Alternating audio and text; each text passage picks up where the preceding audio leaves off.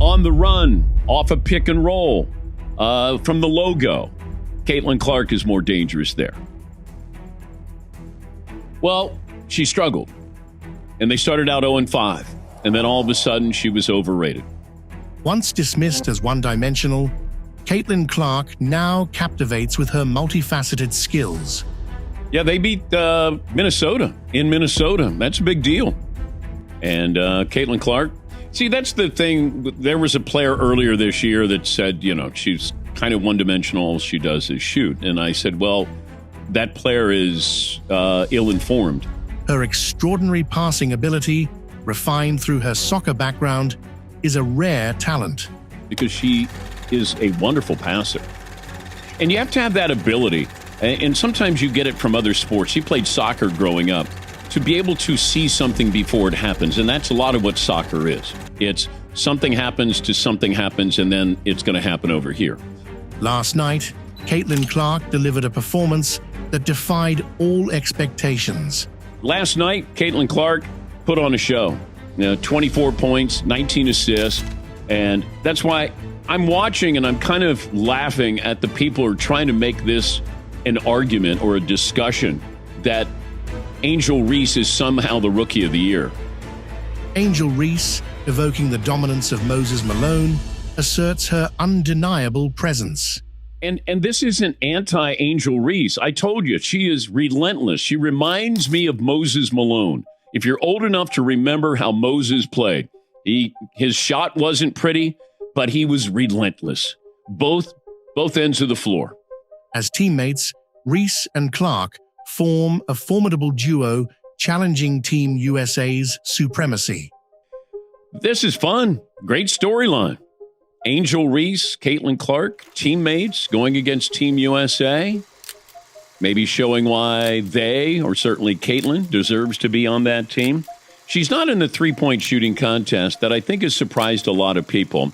Even Sabrina Ionescu, who went toe-to-toe with Steph Curry at the NBA three-point shooting contest, and she's actually a better three-point shooter than Caitlyn Clark. The innate ability to foresee pivotal moments in sports cannot be simply taught. To be able to see that, Gretzky had that ability to see maybe 2 or 3, moments before a big play. And it's not something can be learned. I think it's, something instinctual that she has. And they're playing well. I go back to what I said about Caitlyn Clark and the Indiana Fever. The WNBA tried to capitalize on her popularity and crammed a lot of games in over a short amount of time, playing against the best teams in the WNBA. Caitlyn's rise from the worst team to securing the number 1 pick is a testament to her potential. But Angel Reese is kind of like Moses Malone. Caitlyn Clark is on the worst team. There's a reason why they got the number 1 pick. They weren't good. She's making them at least playoff worthy. Now, granted, just about everybody makes the playoffs in the WNBA. But you're watching last night, and she scored or assisted on 66 of her team's 93 points. That's a WNBA record. Caitlyn expresses herself about playing in the All-Star team for the first time. Yeah, it's going to be fun, I think. Obviously, as 2 rookies, getting to share this experience for the first time, it's super rare to be here as a rookie. And then to have 2 of us here, I think it's just really great overall. I think obviously the fans are going to be very excited about it. But I'm excited to share the court, honestly, with everybody. Meeting new people, this is my first experience here. Obviously, know these 2, but everybody else, just getting to know them over the course of the weekend and enjoying the experience. Standing, shooting, she's a better three-point shooter. On the run, off a pick and roll, from the logo, Caitlyn Clark is more dangerous there. And a better shooter, it feels like, on the run, on the move. But stand, they're great shooters who just stand and shoot, like Klay Thompson. He can stand and shoot. There are a lot of guys. Steph Curry's dad, Del Curry, was a wonderful stand and shoot. Dennis Scott, wonderful stand and shoot. There are other players who are better when they're on. Steph Curry can stand and shoot. Well, he can do whatever he wants. But on the run, that's what makes him Steph Curry. And, Caitlyn Clark is that kind of three-point shooter. Early struggles in the WNBA were mere stepping stones in Caitlyn's resilient journey. Well, she struggled. And they started out 0-5. And then all of a sudden, she was overrated. And she had played a full basketball season, little time off, and then you start the WNBA. And you're starting the WNBA against everybody as a really good player. Everybody's talented to get to this point. And they were rested. So I said, once she gets a break and then plays, some of these other teams, then you'll probably see her play similarly to the way she played at Iowa. We're proud to bring home a gold medal here. And Caitlyn's been great for the WNBA. And you'll be able to see her on the Olympic team in Los Angeles in 4 years. The USA basketball make the right move. I think they whiffed here. I completely believe they lost a golden opportunity. Everybody knows that the reason why our teams around the league are having sellouts are because Caitlyn Clark and the Indiana Fever are coming to town. Would Caitlyn step in if a player is too injured to play? But if there is a player on that roster that's too injured to play and they call you, what would your reaction be? Yeah, I think it would be a great opportunity. A lot of ifs. So, my main focus is on the Fever. If they bring Caitlyn into the team, they're going to dominate the scoreboard. You put Caitlyn Clark, you put Angel Reese, and you put Cameron Brink. Yep. Bare minimum, you put those three. All three of them are superstars. You put three of them on a team, and when you're beating a team by 50, which you eventually will be beating a team by 50, you let them go in there and ball the fuck out. Yeah. Like, this is a no-brainer to grow. There are girls on this team that are 41 years old. Yeah. Right? Mm-hmm. Yeah. How many Olympics have that 41-year-old? I think 5 or 6. Get off the team. Yeah. Get off the team. And she was the one when they were doing she's the one hating on Caitlyn. They were doing a simulcast of one of the Final Four games. Man, shut your ass up. She's not going to be that good in the pros. These are grown women she's going against. It's not going to be Get off the team, yo. Stop and hating you old piss over. Go home. Caitlyn Clark is the reason why the tickets are sold out. And I don't know that I quite understand the question, in that everybody knows that the reason why our teams around the league are having sellouts are because Caitlyn Clark and the Indiana Fever are coming to town. Angel Reese has impacted their attendance at the Chicago games, I suspect on the road as well. So what the league can do is be ready to capitalize on the moments. USA basketball missed out on a golden opportunity. Did the USA basketball make the right move? I think they whiffed here. I completely believe they lost a golden opportunity. You could have got one of those 12 spots. Now look, every woman on that team is deserving. And there are also other women out there who didn't get picked who are deserving. Caitlyn Clark deserves to be part of the USA basketball team. And I think Caitlyn Clark is one of them. If you're going to go with the meritocracy argument, we could chalk up a ton of stuff. But the undeniable thing about Caitlyn Clark is how popular she is, how many eyeballs she has brought to the sport. People are discovering women's basketball for the first time. For many, many people, because of Caitlyn Clark. She would have been a boon for this Olympic team. Look, this is a sport. It is a game. Brian, it's also a business. You know that better than anybody. It is a business. This would have meant so much for the ratings of the women's Olympic basketball stuff, all of it. So a couple of things, Michelle. If you're USA basketball and you feel pressure because the women are the best in the world, just like the men.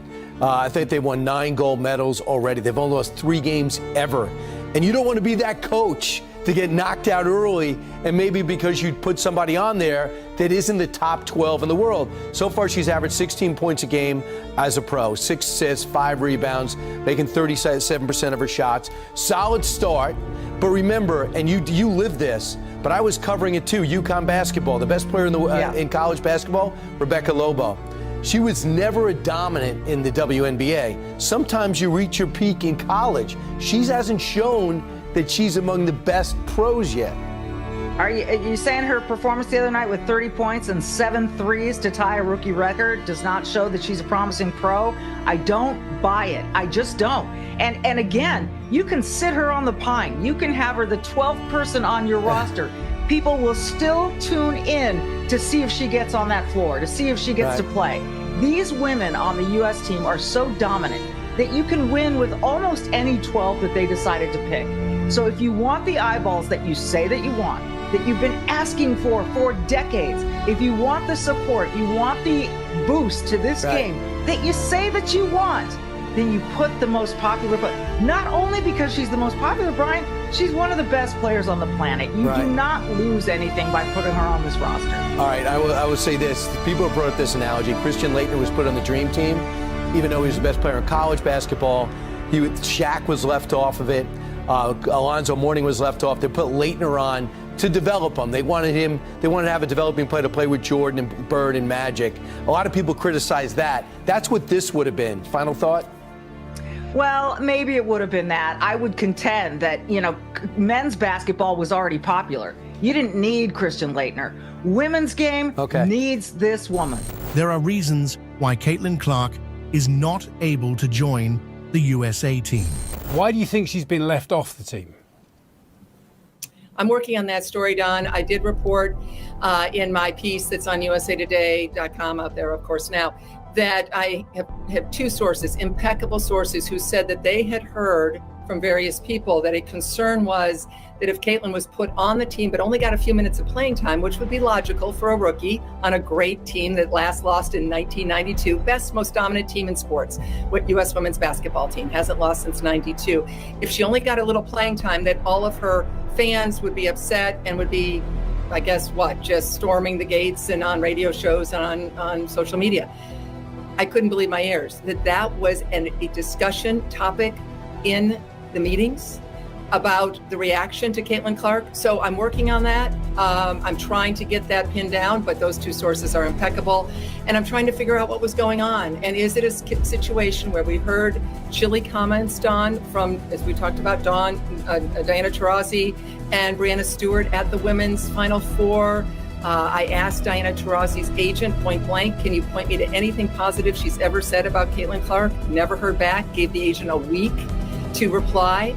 And both of those women are on the team. I'm not saying that anyone in particular is doing this, but as a journalist, it is my job to try to figure out what happened. This is a huge decision. It will continue to reverberate all the way to Paris. And as a journalist, as I said, I want to see what's going on. And could it be that jealousy, rancor, anger towards Caitlyn Clark and all the money she's made, and obviously a white woman in a sport that is dominated by black women? Who knows? Something potentially is going on, and I'm going to try to get to the bottom of it. So there is a range of opinions on this, and I suppose the beauty of this story is that everybody does have an opinion. So I'd like to read you a few thoughts from Jamel Hill. She's a contributing writer for The Atlantic. She said, quote, "People need to stop panicking and putting so much weight on every single decision. The WNBA is going to have Caitlyn Clark for a long time. The league isn't going to fall off a cliff if she's not on the team. And every single decision can't be about placating the optics of a round one player." She went on, "Honestly, Caitlyn Clark not being on this year's Olympics team is a good thing for her. In the span of a few weeks, she went from playing college ball to becoming a professional to having a grind of a schedule. A multi-week break probably isn't the worst thing in the world. She will eventually make an Olympic team." Christine, what do you think of that perspective? USA Basketball had the option to select her for the team. Jamel is a good friend, and I really respect her, and we've known each other for years. Obviously, the decision to take time off or not, which Caitlyn will now have because she has that 4-week break, 3-4-week break, that's her decision to make. That's not USA Basketball's. USA Basketball could have put her on the team, and she said, "No, I'm tired." It would never have happened, Don, but that's her call. So that's not what USA Basketball was deciding, obviously. And the bigger question and issue, I've covered the Olympics since 1984, and Jamel's been to one or two, but we know the power and the platform of the Olympic Games is unlike anything else in the world. Why did the NHL stop playing for all these various Olympics? Literally shut down its season to have all of its pros at the Winter Olympics. Why is the WNBA completely shuttering, so that its 12 players can go and play in the Olympics? Looks like Cheryl Reeve and the Team USA selection committee might be in a bit of trouble. For this one, we need to head all the way down to Phoenix. Yeah, if you can promise me that's how it's going to work out this time, I can tell you it was very positive tonight. Really short-sighted of me if I don't take a moment and recognize what a great game it was, what a great environment, fun, for people to watch, and we have work to do, right? And we know that. It's going to be fun, I think. Obviously, as two rookies, like getting to share this experience for the first time, like super rare to be here as a rookie. And then to have two of us here, I think it's just really great overall. I think obviously the fans are going to be very excited about it. But I'm excited to share the court, honestly, with everybody. Like meeting new people, this is my first experience here. Obviously, know these two, but everybody else, like just getting to know them over the course of the weekend and enjoying the experience. This is going to be a long month for Cheryl Reeve and the Team USA Selection Committee. What we witnessed yesterday was a massacre. The WNBA team was clearly the better team on the court. Whoever selected these women to go to Paris should be ashamed. Cheryl Reeve and others are making excuses for why this team performed so poorly, but we're going to jump into it all right now. Tiffany Blackman moments ago caught up with Caitlyn Clark. Caitlyn, you all were able to turn up the defensive intensity in this quarter, get some key stops. What did that do for you in the transition game? Yeah, I think we responded well after we had to use that timeout early in the third. I think turnovers are costing us a little bit. If we can take care of the ball a little bit better, we'll be in a better position, but I thought we did better on the O boards. Thanks, Caitlyn. Caitlyn Clark with 18 points, 9 points. The Team USA Selection Committee is under fire. Reports are starting to come out from the WNBA pipeline that people are not happy with the team they're sending to Paris. It's being reported that the Team USA Selection Committee is under extreme heat from WNBA fans following the loss in the All-Star Game. While the 2024 WNBA All-Star Weekend was extremely entertaining and one of the best in recent memory, it has led to a lot of controversy for Team USA. So, sometimes it's good that, obviously the adversity, etc. I don't think we needed a game like this to have our attention per se. We know how hard it is to do what we're trying to do, and we just have work to do to get there. There has already been drama with Indiana Fever star Caitlyn Clark's absence from the team, but after the Team WNBA victory, that drama has spread to other players. Multiple players who succeeded in the game proved they're good enough to have a spot on the Team USA roster. The Olympic team losing to players who all missed out on a spot isn't a good look, particularly for the selection committee. Overall, I think the stuff that we did, we don't really know else what we could do action-wise. We need feedback, right? So get a little more pressure in the paint, a little more pressure on the rim. I thought Dorica had some good moments in the second half. Watch it back. I'm not sure if we're going to love that we were small. Maybe we should have stayed big and get a little more pressure on the inside. But analytics during the game showed us that we were better small, so we did it. As one fan pointed out, this is not a good look. Don Staley is on this committee. Cheryl Reeve is on this committee. And everybody else is trying to be quiet like they aren't. From what I'm hearing, they're silent and avoiding the spotlight. But whatever the case, they have definitely dropped the ball. People are not happy. This is the team we're sending to Paris, and we better hope they win gold. If they don't, I can assure you the fans will make it clear that they were not happy with this decision. A lot. I tried to watch the WNBA as much as I could. Maya Moore was my favorite player growing up. I can't remember specifically one All-Star game. That's tough for me. But I always watch. I was a huge supporter. Cheryl Reeve has been making excuses about this whole thing. The commissioner opened up about the increase in interest across the league, but didn't give Caitlyn Clark any praise. We're going to roll it all out right now. I think it's been happening, prior even to this team. This momentum, this wave, that we're feeling, it has been sort of this kind of journey for women's basketball to get the attention that it is, getting at this point. So I think we mirror what's happening, obviously in the WNBA. And, I think hopefully this team can uphold, sort of the culture and the level of success and compete. But I don't necessarily know that this team is going to be, the team that changes things. I think we're continuing to, be on that upward trajectory, and this team has absolutely been a part of that. That was Team USA coach Cheryl Reeve speaking with reporters yesterday kind of making excuses for the loss. Moving on to the commissioner, she spoke about all these increases within the league, and she's ecstatic about them, which she has every right to be. I'm like, I mean, it was the same, I think 4 years prior. I'm pretty sure the Team WNBA beat Team USA. They were perfectly fine in the Olympics. Like, I think if anything, it shows how good this league is. Like, it shows how much talent is in this league and how you have to show up and prepare every single night, because there's a lot of players that aren't even here on All-Star Weekend that can, be here and be in these moments too. It just shows the amount of talent that we have. You've got to give praise to Caitlyn Clark. None of this stuff would be happening without Caitlyn Clark.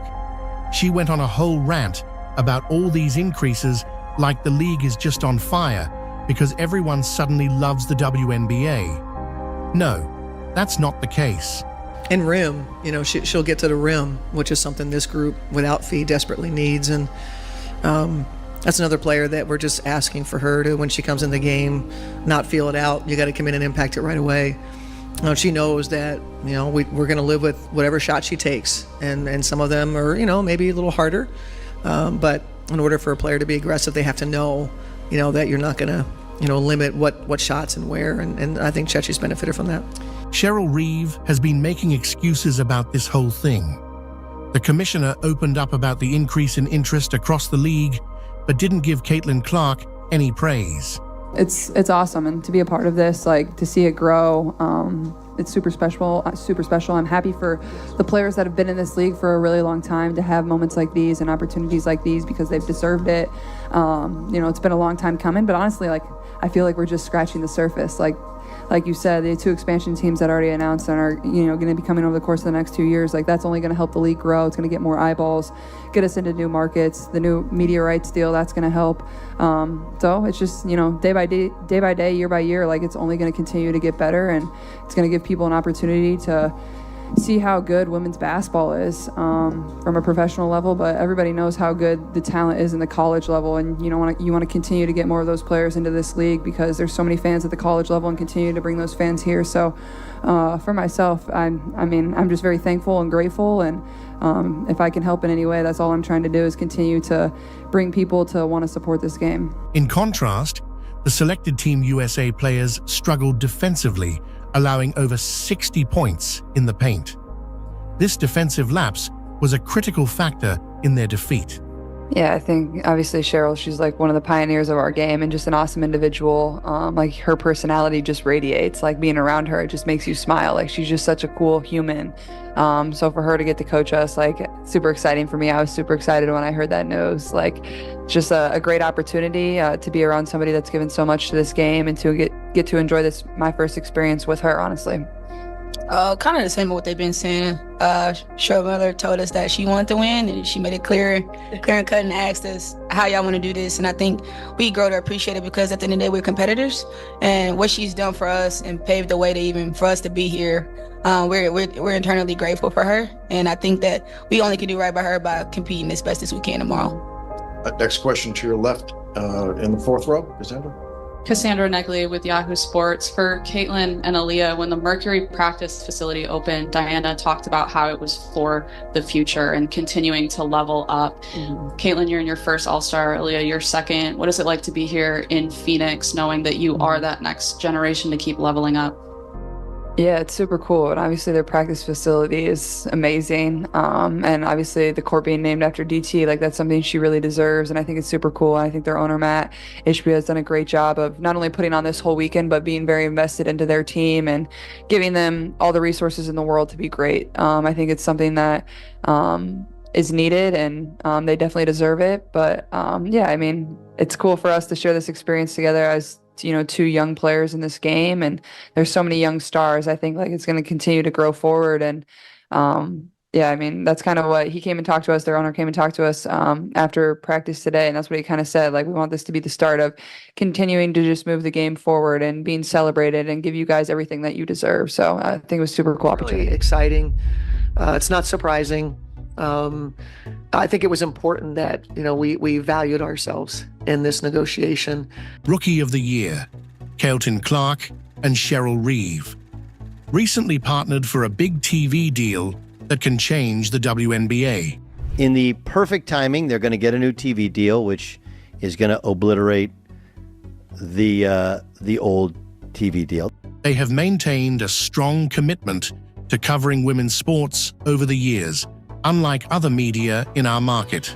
You know, I think your commitment through the years in covering women's sports is not shared by, the broader media in our market.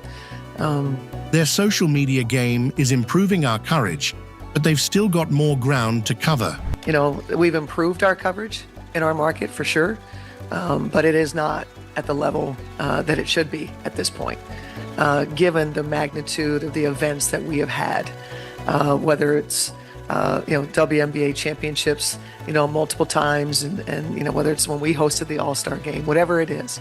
And so, we've got another step to go.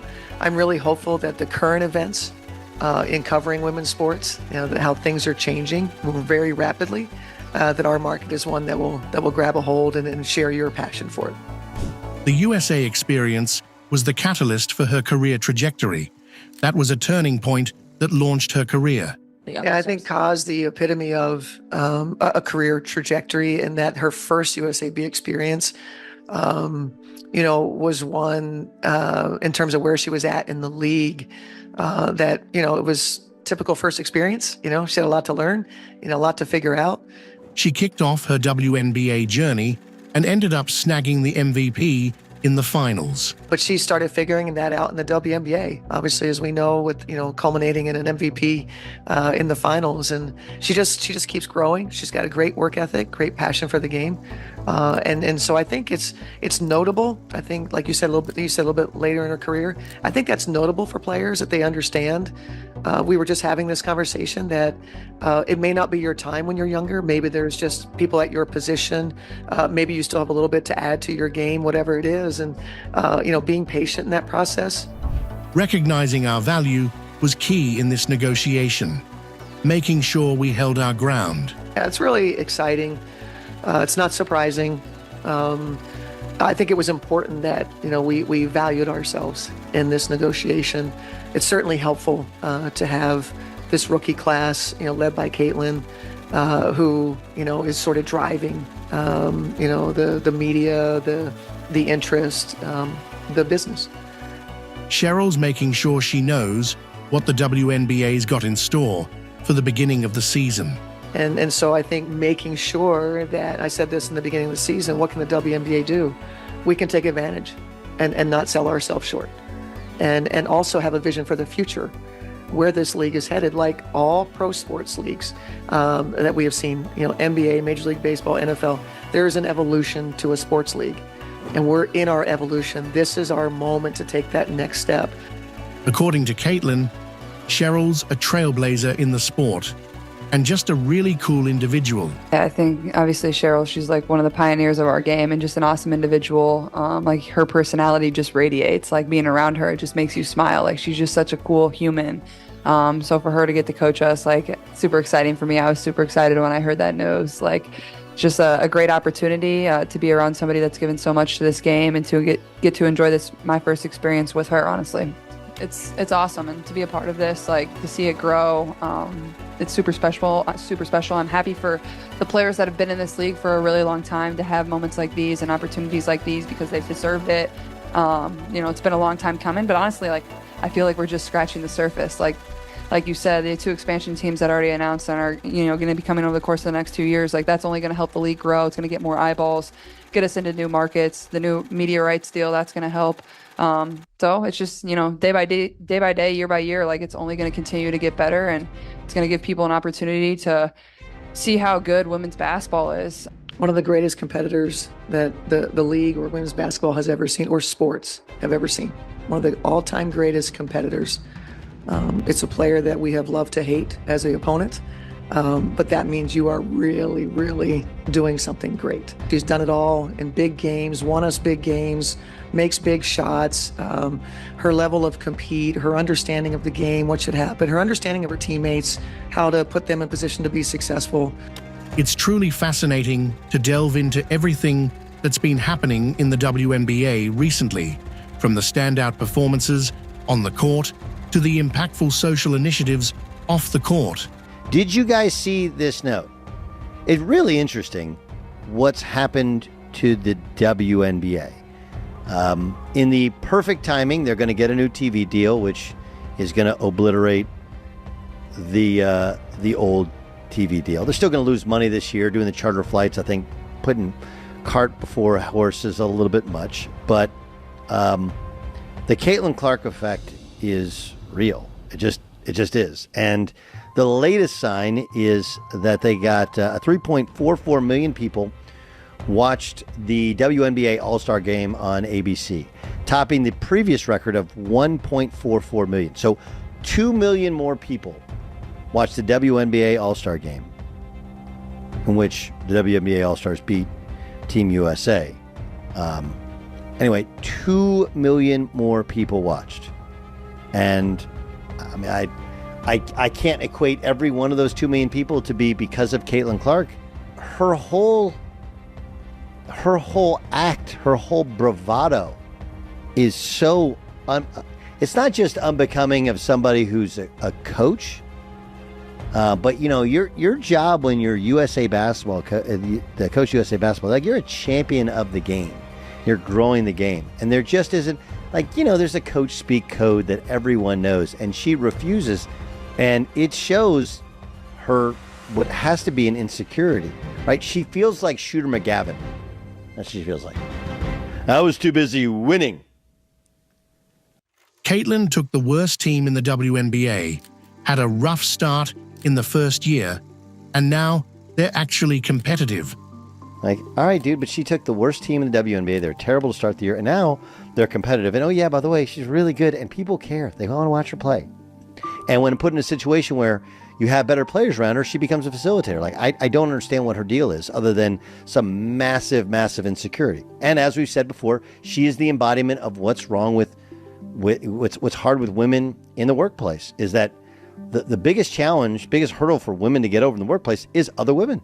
You know what the average attendance is when Caitlyn Clark plays home or the road? What? 15,300. Wow. Okay? 15,300. Do you know what Caitlyn Clark just got the contract from Nike? Nike. You know what the contract is? I want to say it's $3 million a year for 8 to 10 years. It's almost $30 million, something like that. Right there. Look at this. Caitlyn Clark gets 15,591 fans in attendance, 105% increase compared to the average game is 76.45. Can you pull up what Caitlyn Clark just got? What is the Nike contract with Caitlyn Clark? Nike contract, $28 million is what the contract is. Okay?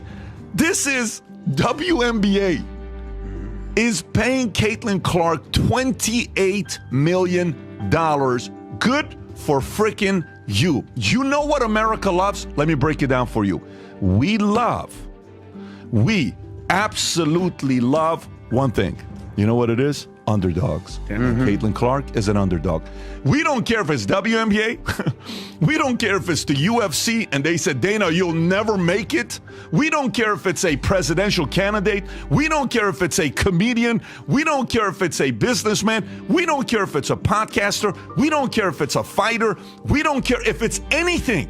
We don't care about your color. We don't care if you're married, single, divorced. We don't care about anything. We love humble underdogs. We just do. We love an underdog that comes in, that's got a fight, that wants to go out there and do it. And Caitlyn Clark's doing it. And she's getting all these eyeballs. And I'm so happy for her to get the $28 million.